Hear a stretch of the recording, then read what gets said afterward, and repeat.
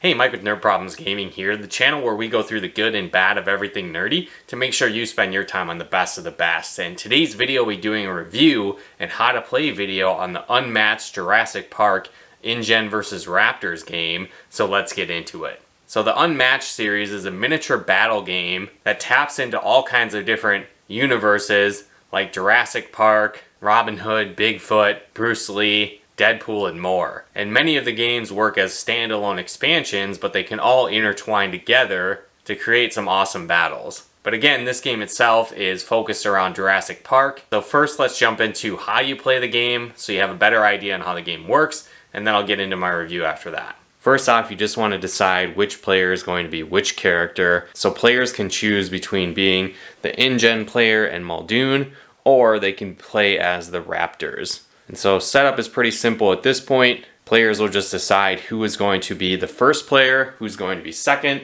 and then at that point, players will take the first player, let's say it's Muldoon in this case, and they'll place them on the board that has a number 1 symbol on it, and then the Raptor player can choose which one of the Raptors they want to put on the number 2 player location. Now, Unmatched has a bunch of different expansions that you can play with, and they can all intertwine. And so sometimes heroes have sidekicks. Now the Raptor player doesn't. They actually have 3 heroes, each one being the Raptors. But the Muldoon character in this case has sidekicks, which are the Ingen workers. And so for Muldoon, you simply will place sidekicks anywhere in the matching zone. So you can see this is green with some leaves here. So any of them that match that colored zone, I could put an Ingen worker in one of those locations. As far as the Raptors concerned, we've got a brown and concrete looking color here, so we can just put Raptors in those spaces on the board. You'll also set the character dials to the HP listed on the character card here. So again, the Raptors have a starting health of 7 and Muldoon has a starting health of 14. At this point, each player will deal themselves 5 cards to form their starting hand. Also be sure to shuffle these decks before you start playing. And now the first player will be able to take a turn. Now on your turn, you can do 2 actions, and you have to do 2 actions, but you can use any of the actions between a maneuver, scheming, or attacking. And you could do one of these actions twice as well. But again, you have to take 2 actions. So how maneuvering works is that you'll draw a card, and this is mandatory, then gets added to your hand, and then you may move your fighters. And now moving a fighter is optional. So when it comes to moving your fighters, you'll just simply look at the card and see the movement number, and that's how far each one of the players and sidekicks can move on the map here.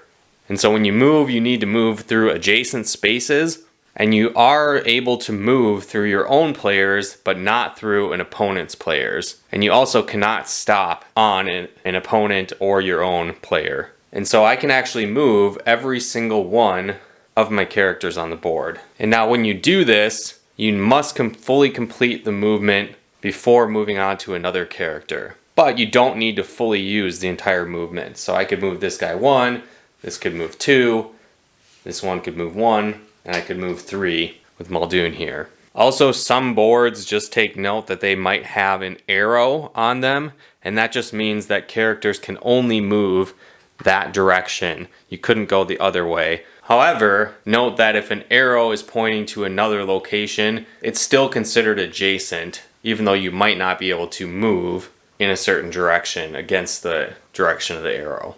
This can be important when you reach the combat or attacking stage. Another thing to note is the type of combat characters have. So in this case, the Raptors have a melee combat, and Muldoon has ranged combat, and so do the Ingen workers. And so to activate melee combat, the figurines need to be adjacent to the attacking player.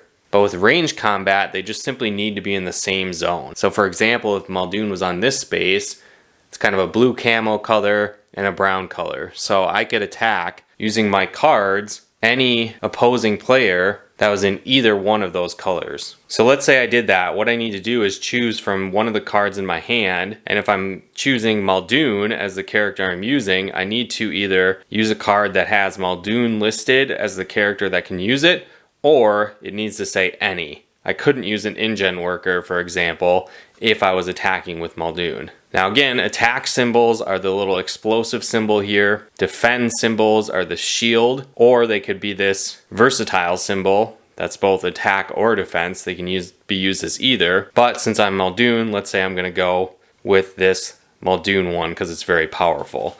So if I'm using attack, I'll put that face down. And now the opposing player has the option to defend. So at this point I can look through the Raptors cards, and let's say I wanted to defend with this 3 shield, I could do that. I'll just play it face down. Now both players will flip up the cards. And so at this point you'll just compare the matching numbers and go through any text that's listed here. So in this case you'll do immediately first on the Raptor card, and you'll take that action. Then you'll move to where it says here during combat, and you'll take that action, compare the numbers, and then some cards also will say after combat, and so then you'll compare that action. And so one thing to note too is that when it says after combat, even if that figure or sidekick dies, you still need to use that after combat. So as I'm looking at this one, it looks like that it's going to be 4 versus 3. So Muldoon would win this battle, and then the Raptors are going to take 1 damage. And so in this case, the figure we were using is this Raptor, so then I'll just move the dial down 1 damage. Another type of card that you can use is a scheme card. And so these ones you just read the action listed on the card and it will tell you what to do, and then it'll show you what players could use that action, and so you just play them appropriately. Another thing to note is that on cards they have this number right here. This is a boost symbol. And so what boosting means is that when you take a maneuver action, you can boost your movement. And so what you do is you'll discard 1 card from your hand, and then you'll use that boost number to enhance the distance you can move. Sometimes also you can boost other types of cards, which might lead to additional damage or a stronger defense, whatever the case might be. Another thing to note in regards to combat is that sometimes it will say the winner of the combat gets a certain effect, or the loser of combat gets a certain effect.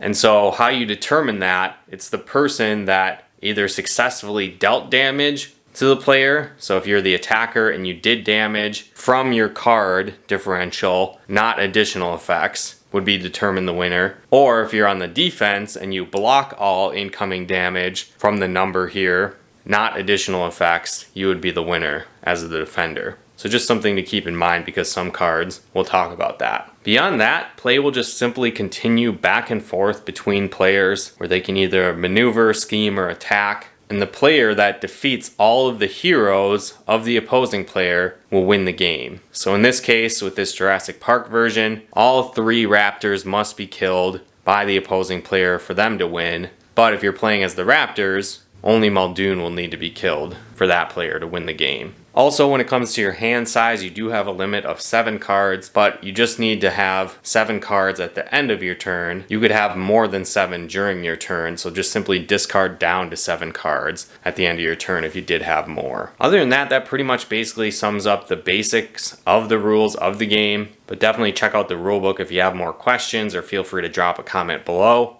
But now that you have a better idea on how the game works, let's jump into my review. Well, again, guys, now that you have a better understanding on how the game works, how do I actually feel about it? Well, I definitely think there's a lot to like about this game. First off, it's pretty easy to learn, as you saw from the how to play video. You basically just use your hand of cards to move, attack, defend, and use various abilities against your opponents to be the last hero standing. I also feel like the game is very thematic, even though you can really just combine a bunch of different Unmatched expansions together.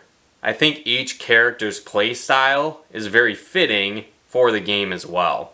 Like I said, it's pretty thematic where you can play as a group of Raptors, taking down Muldoon and the Ingen soldiers. And so all the soldiers in the movie, have shotguns, they've got tasers, different things like that. And so they play as ranged characters, and that makes a lot of sense. And then Raptors will try and surround other fighters and ambush them to do extra damage. And they get various bonuses when they fight in packs. And so again, it makes a lot of sense. It fits the movie that it used as the base lore of the game. But then the combat makes sense as well. I also like there's a bunch of different terrains on the game board. which again makes sense because you're traveling around the park, you're in various different jungle locations, but then a few feet away might be another zone where different dinosaurs hang out, and so it could be a totally different terrain.